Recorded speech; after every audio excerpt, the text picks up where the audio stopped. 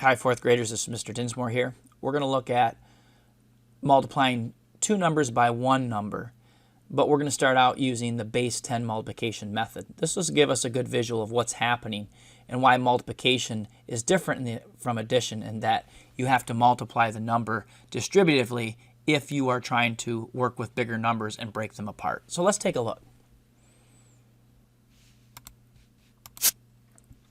First, what I'd like you to do is to write down 23 times 4. That way you can follow along as I do this. Once you have 23 times 4 written, what you need to notice is that we are multiplying a double-digit number by a single-digit number. Most of us cannot multiply by 23 well, so what we're going to do is break the 23 into tens and to ones. And this really works well with base 10 blocks because you have the 1,000 cube, the 100 block, the 10 block, and the 1 block. We'll be working with the tens and ones because we're dealing with a smaller number when we do double digit by single digit, in this case with these smaller numbers. So first what we're going to do is we're going to take the 23 and decompose it, or break it apart into 20 plus 3, and that makes it much easier to multiply the 4 into it.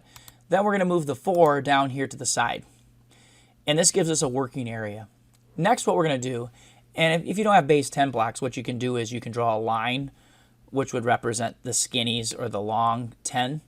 You could draw a square to represent the 100, and of course a dot or a small square to represent the ones. So let's go ahead and put two tens to represent the 20, and you notice I put them underneath the 20 here. Next, what I'm going to do is I have 3 ones, so I'm going to place those 3 ones here.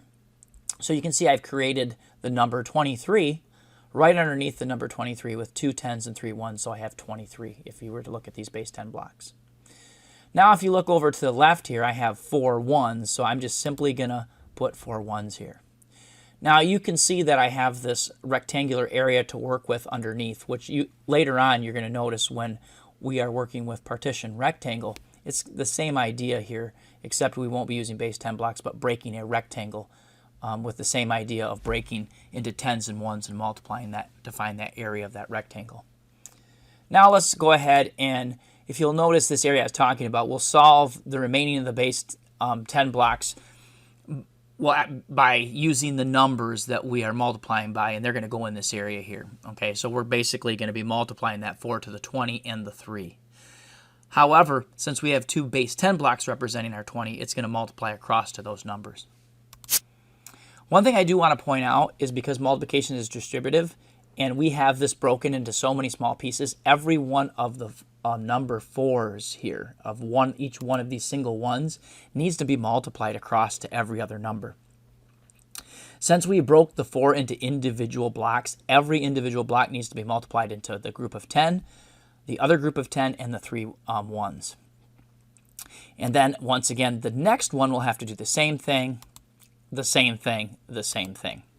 It's important to note this pattern, that because we broke the 4 into 4 single blocks and we broke the ones of the 23 into single blocks, every single one of those will need to be multiplied together, which will be easy to do because when you multiply 1 times 1, you're going to get 1.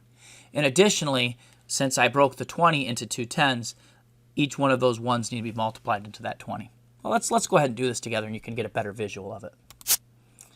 Now, what I'm going to do here is I'm going to go ahead and multiply those numbers like I said. So first thing I'm going to do is look at the 4, one of the blocks that make the 4, and I'm going to multiply it to the first 10. And 1 times 10 is 10.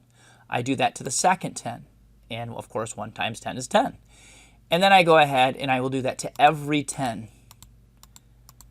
And you can see, if I did this correctly, 4 times 10 is 40. And the second 4 times 10 is another 40. Or I could look at it and say, 4 times 20 is 80, because 4 times 2 is 8. But since it's 20, we add that 0, and we have 80. So you can see that I have 80 base 10 blocks. So I did this correctly.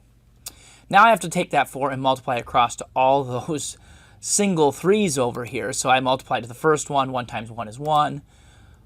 Additionally, I do that over and over until you can see that basically 1 times 3 is 3, so I get 3 blocks. And then I'll do that again. Another 1 times 3 is another 3 blocks.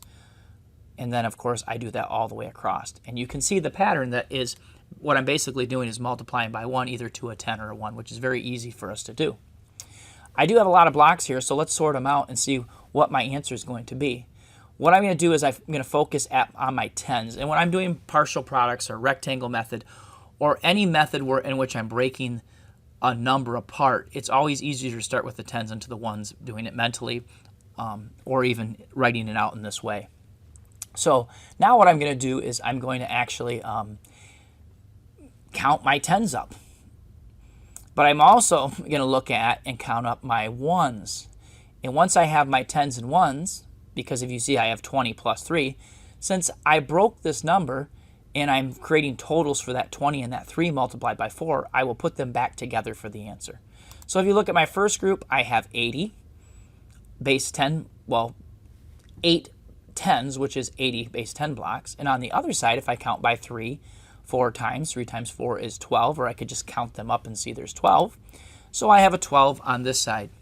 Now what I simply do is put those numbers back together. Because if you look at it, I went 4 times 20 here if you were to look at the two tens and how they're split. And 4 times 20 is 80. And then I went 4 times 3, which is 12. And that shows basically what is happening when you're using distributive property and multiplication, or you're doing a partial products to solve it. Now, what I do is I add these two numbers to find out the total. 80 plus 12 is 92, and that's my answer. This is a nice visual of base 10 multiplication and how it will lead into rectangular multiplication and partial products that you'll need to know. Obviously, you won't continue to use this method, but it does let you see visually what's happening. I hope this was helpful, and try a few yourself using lines and dots. I do recommend you use smaller numbers because drawing a lot of base 10 blocks, you'll see the limitation of this method if you get too large of numbers, but it allows you to visually see what's happening. Thanks.